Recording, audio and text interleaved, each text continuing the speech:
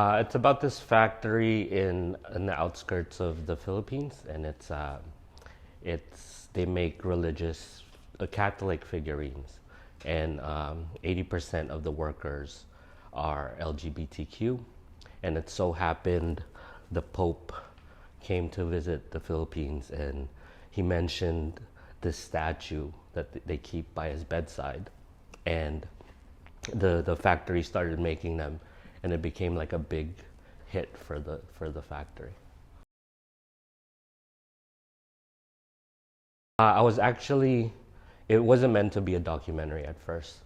I was doing a thesis film for my graduate school, and I I was living in the U.S. at the time, and I wanted a factory in the Philippines where they make religious figurines. So I was doing location scouting, and then I fell in love with the place. I fell in love with the people, and every time I started to write my script, it felt fake, like it felt contrived. So then one day I just decided to scrap the narrative, and then I started documenting them. In the factory itself, shooting took maybe 3 years because I kept going back and forth. Yeah, I think the biggest challenge for me was the fact that I was not living closer to them. Like I was traveling, so I would only get to spend maybe 2 months at a time every year. So it was hard to keep building that relationship over and over again when I would come back. There's quite a lot. This one is the biggest one I believe in the Philippines.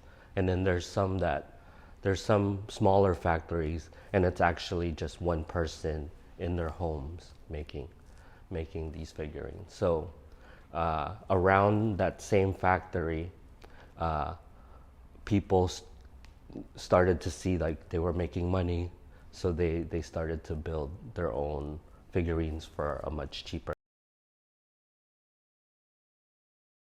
I know because they're a wholesale company, so what happens is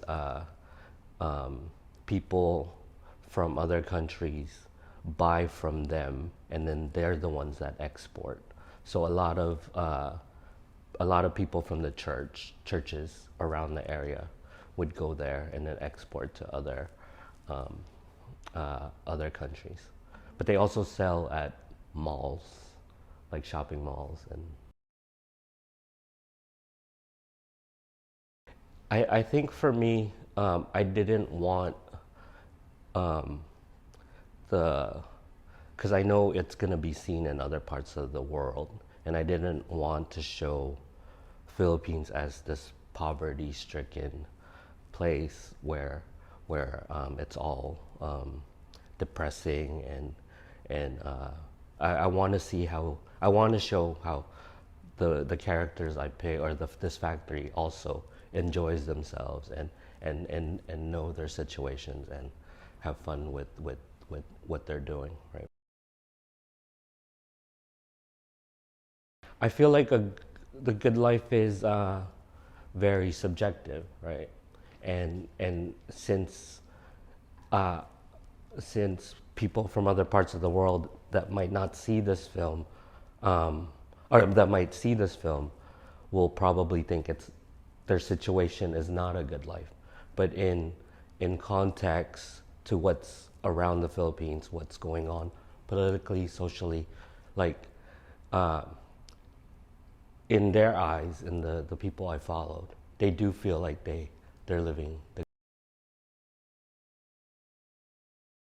Me, I think it's freedom, right? Like just freedom to do anything you want.